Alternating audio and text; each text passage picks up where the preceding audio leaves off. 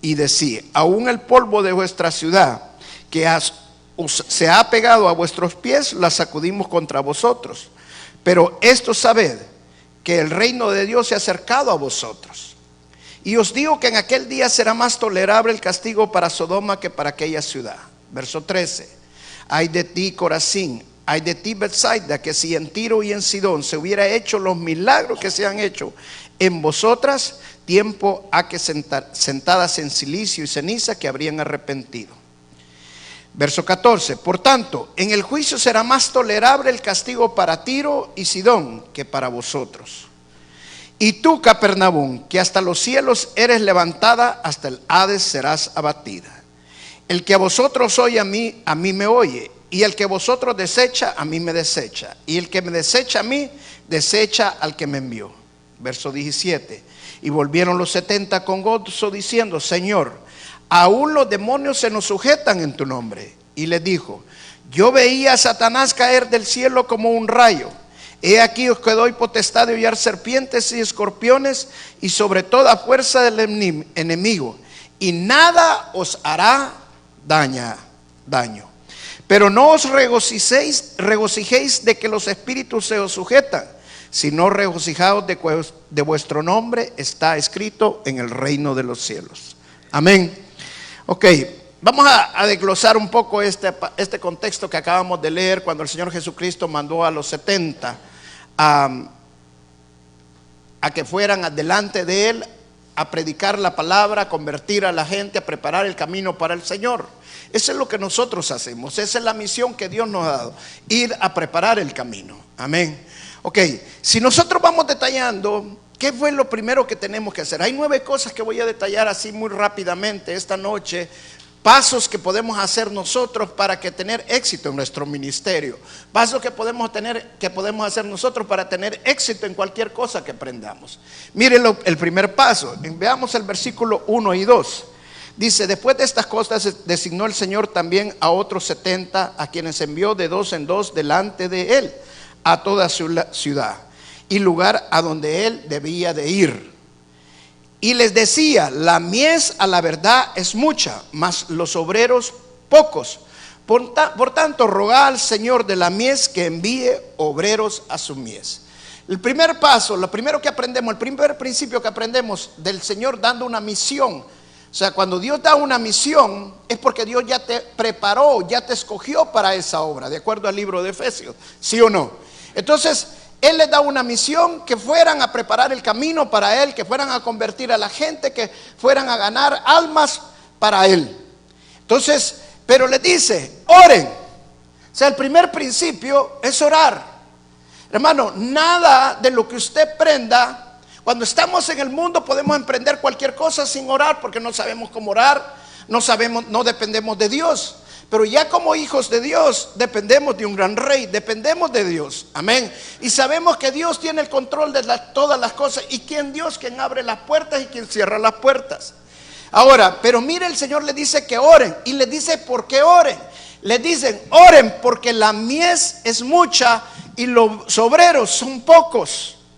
¿Sabe qué es importante esto? Si usted se detalla en esto, ¿por qué el Señor les dijo que oraran por obreros? O sea, el Señor sabía que iban a encontrar mucha gente que no conocía de Él. Empezaba el reino de Dios, empezaba el evangelio, y había muchísima gente que no conocía del Señor, pero los obreros eran pocos. Ahora, ¿qué significa esto, hermanos?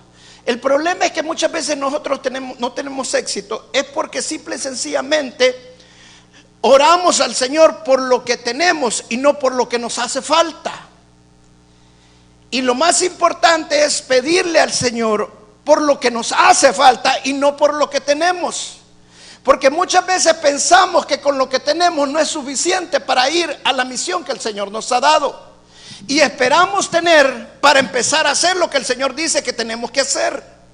Y el Señor les dijo: vayan, no se preocupen, vayan y oren por lo que les hace falta. Lo que les hace falta son obreros.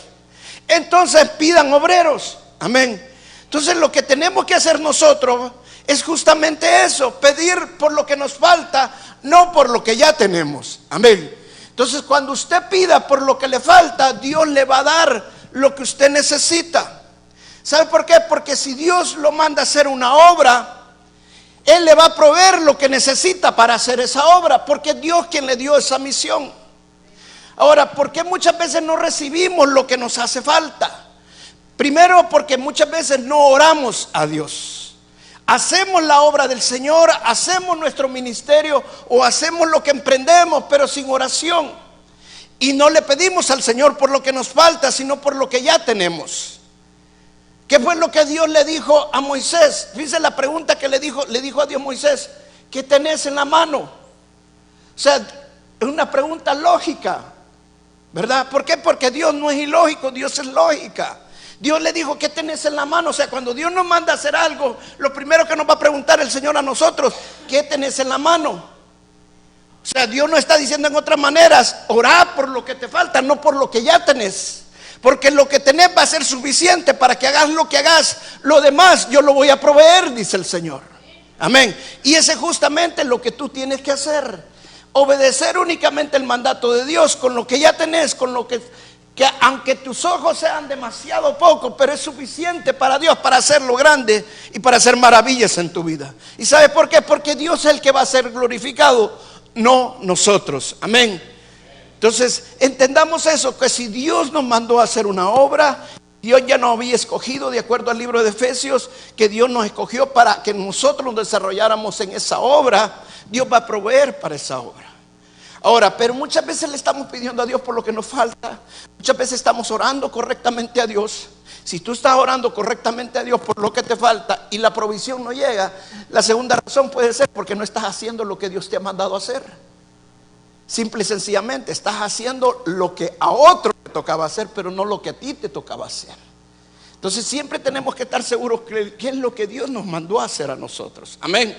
Entonces debemos de saber esperar en el tiempo de Dios y esperar el llamado de Dios a nuestras vidas. Amén. Okay. El segundo principio está en el verso 3. Dice: y he aquí yo os envío como a corderos en medio de lobos. ¿Sabe que yo venía en el avión, venía preparando esta prédica? Y cuando venía en el avión decía: ¿qué es lo que querrá el Señor decirnos? ¿Qué es lo que el Señor querrá realmente hablarnos a nuestra vida? Que seamos carnada de los lobos. ¿Por qué va a ser un cordero con unos lobos? ¿Va a ser carnada de los lobos, sí o no? ¿Los lobos se lo van a comer o no? Pero, ¿o será que si yo es Dios conmigo, quién contra mí? Significa que Dios me va a hacer, en lugar de un lobo, me va a hacer un gran oso cuando vengan los lobos a matarme, y entonces yo me voy a comer a los lobos. No, no está diciendo ni una ni otra cosa. Mire, bien simple lo que el Señor está diciendo. Dice que seamos como corderos en medio de los lobos. El segundo principio es bien claro. O sea, Dios te está diciendo: sé quién realmente sos y no trates de ser quien realmente no sos. ¿Está entendiendo? Sea un cordero. Dios te dijo: yo lo mando como cordero, no lo mando como lobo, no te mando. Simple y sencillamente ustedes son corderos y corderos van a ser. O sea, sean quien son. Y yo me voy a glorificar a través de ustedes. O sea, lo peor que puedes hacer en la vida, y por eso mucha gente no tiene éxito, es porque quiere copiar ministerios que ya están establecidos. Y cuando empiezas a copiar ministerios que ya están establecidos, ¿sabes lo primero que haces? Te empiezas a comparar con esos ministerios. Y cuando te empiezas a comparar con esos ministerios, ¿qué pasa? No vas a tener éxito. ¿Por qué? Porque a eso no te mandó el Señor. Ese Dios lo escogió a esa persona para ese ministerio. Y Dios te escogió a ti para otro ministerio. O sea, cada uno somos originales. Miren, ni los dedos de nuestra mano, las huellas digitales de nuestras manos se parecen, son igualitas, nada. Nada de nosotros, Dios nos ha hecho originales a cada uno. Entonces, cuando Dios nos da una obra, Dios nos da un ministerio, puede ser el mismo ministerio de evangelismo, pero tal vez Dios te da a ti una estrategia, al otro le da una estrategia y al otro le da otra forma de hacerlo. Amén. Aunque a muchos les parezca loco lo que estamos haciendo, pero si tú en el corazón lo sientes y lo ves, hermano, tranquilízate, sé tú lo que estás haciendo y vas a llegar muy lejos. Amén. Entonces tenemos que ser originales, genuinos. Amén. La tercer principio que lo deja aquí, dice en el verso 4: no llevéis bolsa ni alforja, ni calzado, y a nadie saludez por el camino. Mira, aquí hay dos cosas fuertes que dice el Señor. Primero, hermano, que se puede morir de hambre. No lleve comida, dijo. Y la segunda, no está queriendo decir el Señor que tampoco seamos malcriados con todo el mundo. No está diciendo nada de eso. Lo está diciendo bien claro. Mire, no lleve bolsa, ni alforja, ni calzado, y a nadie saludas por el camino. En otras palabras, hermano, muchas veces llevamos al ministerio cosas del pasado, cosas que venimos cargando del pasado, y creemos que en nuestro ministerio haya un avivamiento. Traemos la alforja, traemos las cosas que venimos cargando de atrás. Entonces déjenlo, hermano. Un humo no puede hacer un fuego. ¿Qué hace? Perdón, una ceniza no puede hacer un fuego. ¿Qué hace una ceniza? Polvo, ¿o no? Entonces, para usted hacer un fuego, ¿qué hace? Saca la ceniza, ¿sí o no? Y él le echa leña para hacer el fuego. Eso es lo que el Señor nos está diciendo. No se distraigan. En otras palabras dice, no saluden a nadie. Hermano, no está diciendo que seamos malcriados, simple y sencillamente que nos enfoquemos en lo que Dios ha mandado hacernos. Todo lo que nosotros hagamos va a ir encaminado en ese principio.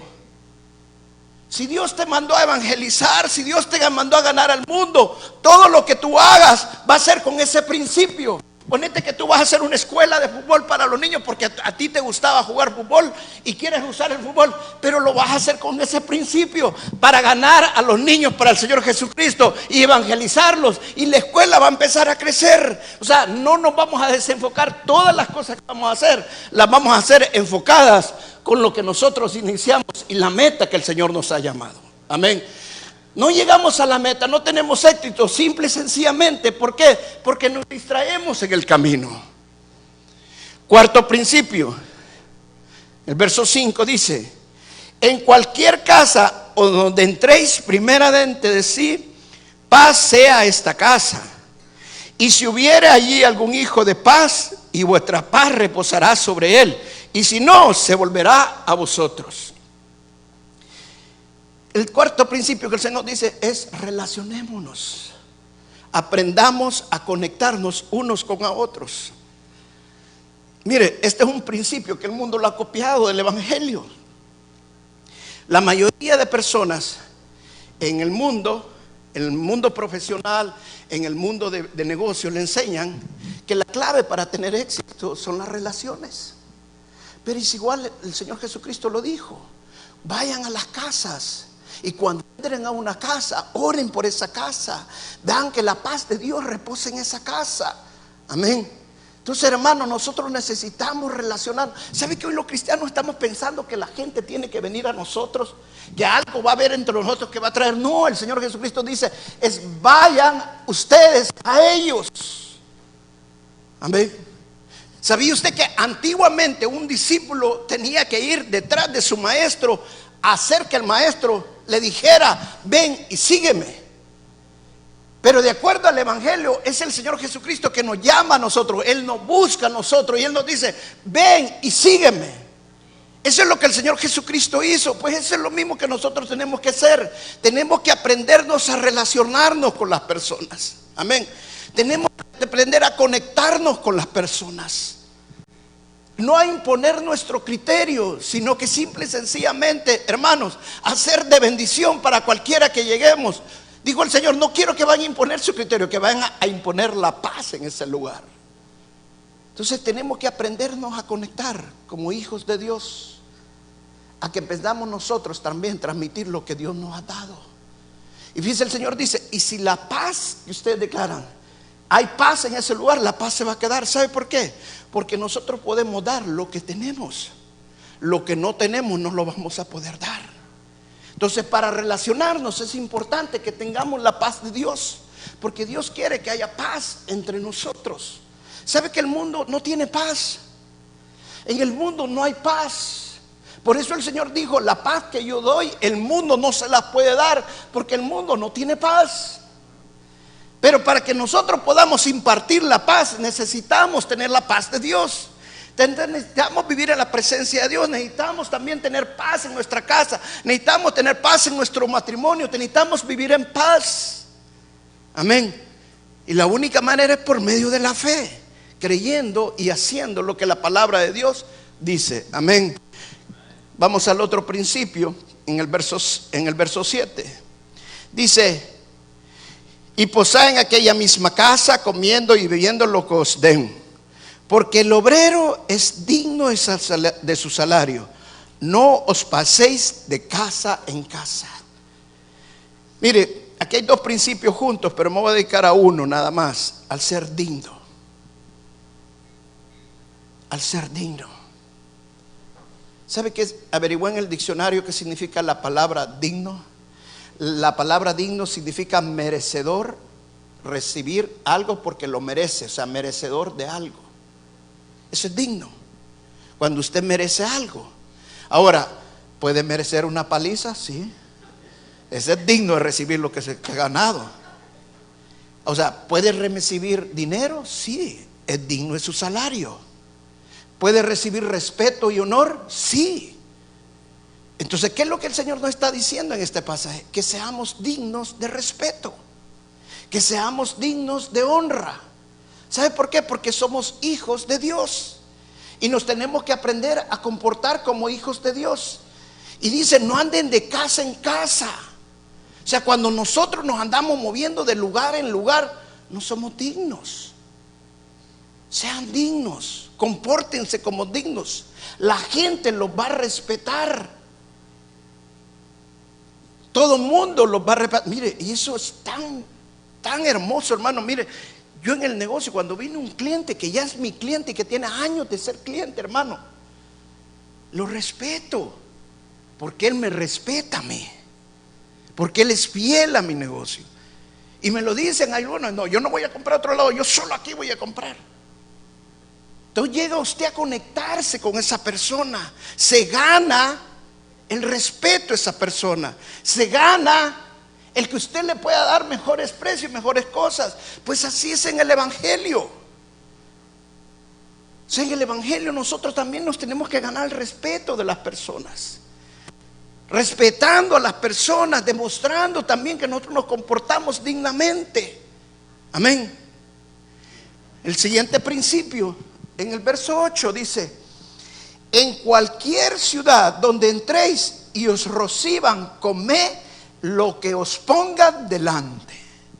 ¿Cuántos quieren ir a la China de misioneros? ¿Qué tal si le ponen una sopita de cucarachas? ¿Sabe que hay lugares en la China que matan las ratas y se las comen? ¿Ah? En mi país, para los que no les suena, pero en el oriente, ¿cuántos son de El Salvador aquí? Sin vergüenza, pero con mucho respeto, nos comemos los garrobos. ¿Saben lo que es el garrobo? ¿Ah? Mire, a mí me gustaba el garrobo, hermana. Y el consomé de garrobo. ¿Ah? Una vez llevé a un misionero al Salvador y le digo: mira, te voy a dar una sopita de garrobo. Bueno, y él se comió el consomé y todo. Pero después que se la había comido, me dice: ¿y qué es el garrobo? Me dice. Y había una foto de un garrobo allí, miré ese garrobo, y eso me acabo de comerme. Dice el Señor: cómanse lo que les pongan. Alguien me decía: wow, lo más duro de ser misionero es tener panza de misionero. ¿Cuál es el principio aquí, hermano?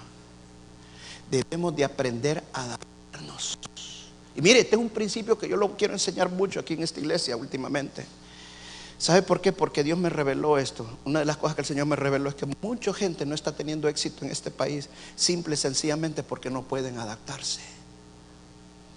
Te voy a hacer una pregunta. ¿Qué has venido a este país? ¿A conquistar o a colonizar? No levante la mano porque sé que tú me van a decir conquistar. ¿Sabe cuál es la diferencia entre un conquistador y un colonizador? ¿Ah? ¿Sabe cuál es la diferencia? El colonizador se adapta a donde llega. el conquistador va a tomar lo que allá hay y se lo lleva. ¿Sabe cuál fue la gran diferencia cuando los ingleses vinieron a este país? Porque ellos no vinieron con mentalidad de conquistar, ellos vinieron con mentalidad de colonizar. Ellos vinieron a quedarse, a adaptarse a esta nación, a lo que aquí había, a convivir con esta nación. Y los españoles que llegaron a nuestros países, ¿con qué mentalidad llegaron? De conquistar. Ellos llegaron con la mentalidad de llevarse todo. Ahora, ¿sabe por qué muchos de nosotros no tenemos gente? Porque todo el tiempo estamos con la mentalidad de conquistar. Y solo le voy a hacer una pregunta, y esto es bien sencillo, hermano. Mire, ¿por qué no nos podemos adaptar? Porque no podemos dejar nuestras raíces. ¿Sí o no? ¿Ah? ¿A dónde viven ustedes? ¿Dónde? Pero esta ciudad, ¿cómo se llama? Houston, ¿verdad? Entonces, si usted vive en Houston y le preguntan, ¿de dónde es usted? ¿Ah? Coqui, ¿de dónde sos? Ay, sí, véate. Juan, ¿de dónde sos? Como ya les cambia el chip, ¿verdad? Pero si no lo hubiera hecho nada y les preguntara de dónde son, ¿sabe qué todos me dicen? Soy de Honduras viviendo en Houston. Soy de México viviendo en Houston. ¿Sí o no? ¿Sabe por qué? Porque no queremos dejar, no nos queremos adaptar. Ay, qué ricas las pupusitas de mi país, aquí están mejores que haya hambre. Ay, qué rica los taquitos que hacen. Ay, mire que prueba unos taquitos uno que se queda hasta con... No, es que allá los hace que mire si que está sudando y le cae la grasita allí. Eso es más rico todavía. Y yo le apuesto, mire, hermano, con decirle todo, si yo casi ni comía pupusas en El Salvador, pero aquí paso deseando las pupusas. O sea, es algo que se nos ha pegado, ¿sí o no? Entonces el principio de sabernos adaptar es un principio difícil. Y por eso muchas veces nos cuesta a nosotros poder hacer las cosas. ¿Sí o no? Por ejemplo, alguien que haya manejado taxi toda la vida y de repente le van a decir, usted ya no va a hacer taxi, ahora va a aprender a cocinar. Ah, no, yo solo taxista he sido. ¿Y qué nació manejando un taxi, pues? O sea, ¿por qué? Porque nos cuesta adaptarnos. Y aquí el Señor dijo, adáptense a donde ustedes vayan. Si ahorita yo les digo, van a estar aquí en Rumania, ahí se van a adaptar a la cultura de Rumania. Si después yo lo llevo a Brasil y a la selva de Brasil, se van a tener que adaptar allí, coman lo que haya. ¿Cuántos han dejado de comer hasta que no les trajeron el platillo de allá de Honduras o del... ¿Verdad que han seguido comiendo? Pues no se mueren. O sea, el principio de adaptarnos es un principio que si nosotros no lo aprendemos a entender, nunca vamos a poder realmente tener éxito. Mire, esto es verdad, hermano. Me ha tocado aconsejar un montón de hermanos que les pregunto, ay, tal cosa, y de repente están haciendo dinero y haciendo para acá. Y les pregunto, ¿y qué está haciendo, hermano? Estoy mandando el dinero para mi país. Estoy poniendo... Hermano, ¿y por qué no lo invierte aquí? Ah, que no tengo papeles, que si me echan... Hermano, si Dios lo tiene aquí, no se preocupe. Pero todo el tiempo estamos pensando, y bueno, y le voy a decir, a un hermano le fui claro, el hermano, deje de mandar cosas ya, sea lógico. ¿Usted cree que teniendo allá no le van a dar en la nuca? Dicho y hecho, hermano. ¿Lo dejaron? Bueno, mejor ya no sigo. Siguiente principio. Verso 9. Miren lo que el Señor Jesucristo les dijo. Y saná a los enfermos que en ella haya, y decirles se ha acercado a vosotros el reino de Dios. Hermano, el evangelio consta de dos partes: predicar la palabra de Dios y ministrar el poder de Dios. Él les dijo, díganles que el reino se ha acercado, predíquenles la palabra de Dios, pero también sánenlo. ¿Sabe por qué muchos ministerios no tienen ahora éxito? Simple y sencillamente porque no están ministrando el poder de Dios. Solo quieren predicar la palabra. Hoy tenemos grandes predicadores, pero pocos hombres con unción de Dios. Y yo le digo, todos tenemos la unción de Dios. Todos estamos capacitados para ministrar el poder de Dios. ¿Por qué? Porque el Espíritu Santo está en nosotros. Amén. Entonces tenemos que, y mire, les digo, sanen a los enfermos. ¿Sabe por qué muchos no sanan a los enfermos? Porque no entienden la palabra de Dios, que el Señor les dijo, sánenlos. ¿Y qué es lo primero que el Señor? Por favor, vení y sanalo. ¿Y qué fue el Señor que les dijo? Sánenlos ustedes. O sea, por eso, los que crean en mi nombre echarán fuera demonios. En mi nombre impondrán manos y los enfermos sanarán. O sea, todo lo que nosotros tenemos que hacer es sanarlos en el nombre de Jesús. Amén. Eso es todo, ministrar el poder de Dios. Hermano, no hay ni una gran fórmula. Yo me recuerdo que en una ocasión estábamos en una iglesia y un hermano empezó a ministrar a las personas y empezaba a hacer una oración y dije, aquí ya va a caer fuego del cielo. Dije, una oración de esa que hasta temblaba, hermano. Y nadie se curaba. Nadie. Y de repente un hermanito habló en nombre de Jesús. Todo el mundo se iba curando. ¿Sabe cuál es la diferencia? Simple y sencillo, hermano. Sánenlos en el nombre de Jesús. Pero muchas veces nosotros nos olvida eso y queremos demostrar que tanto sabemos de la Biblia, les en el Salmo 27, el Salmo 91, y nunca ministran el poder de Dios. Simple, es sencillo, ministra el poder de Dios, sánenlos, echa fuera demonios en el nombre de Jesús. Hay hermanos, místico, hay hermanos que agarran el aceite y van a liberar a una persona, le echan el montón de aceite y si hay fuego del cielo y sale de demonio. Mentira, hermano, no sea. Simple, es sencillo, no necesita ni gritarle. ¿Sabe que cuando usted le grita al demonio se va a burlar de usted? Porque lo está haciendo con su fuerza, no lo está haciendo con las fuerzas del Señor. En el nombre de Jesús te ato y te vas fuera. Punto. En el nombre de Jesús. O sea, es sencillo ministrar el poder de Dios. El Señor nos lo dejó claro, que ministremos el poder de Dios. Amén. Y el último principio, vamos a saltarnos y vamos a estar el verso, vamos a leer desde el verso 17. Y dice, y volvieron los 70 con gozo diciendo, Señor, aún los demonios se nos sujetan en tu nombre. Imagine qué impresionados llegaban. O sea, el Señor les había enseñado cómo ministrar liberación, ¿sí o no? Eso es lo que tenemos que hacer nosotros como ministros, enseñar también a las ovejas. Aún los demonios se nos sujetan en tu nombre. Y le dijo, yo veía a Satanás caer del cielo como un rayo. Y aquí os doy potestad de hollar serpientes y escorpiones y sobre toda fuerza del enemigo, y no os dará daño. En otras palabras, no tengan miedo por lo que están haciendo. Pero miren lo que dice el verso 20. Y este es el principio con el que voy a terminar. Pero no os regocijéis de que los espíritus se os sujetan, sino regocijaos de que vuestro nombre está escrito, ¿a dónde? En los cielos. ¿Sabe cuál es el éxito de Dios? ¿Sabe cuál es el éxito de acuerdo a Dios? El éxito no es que tiene 10,000 en la iglesia, o 20,000 o 100,000.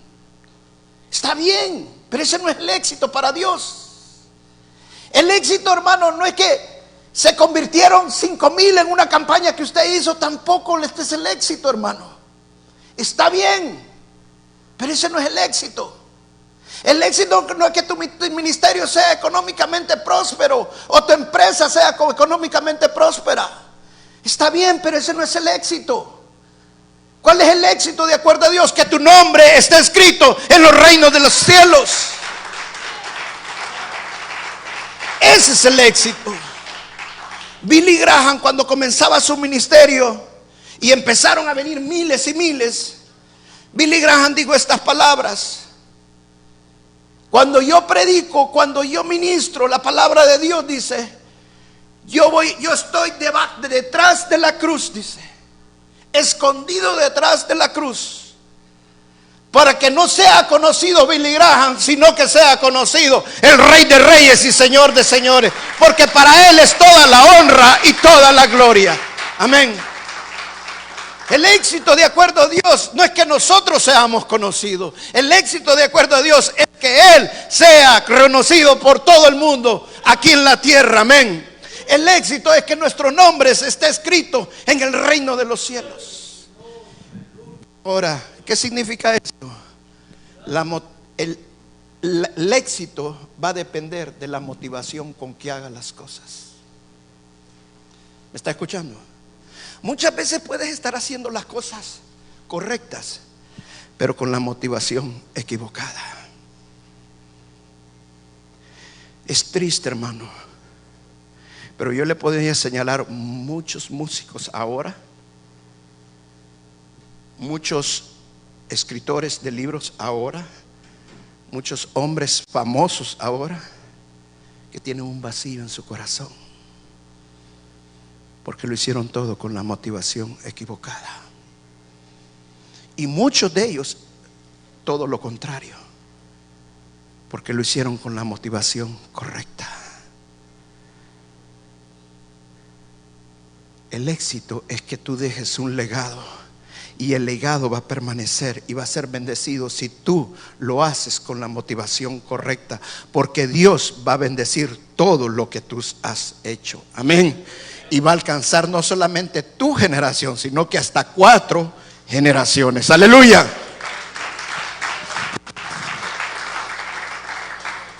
Cuando yo empecé esta iglesia y estaba ahí orando, el Señor me dio esta palabra: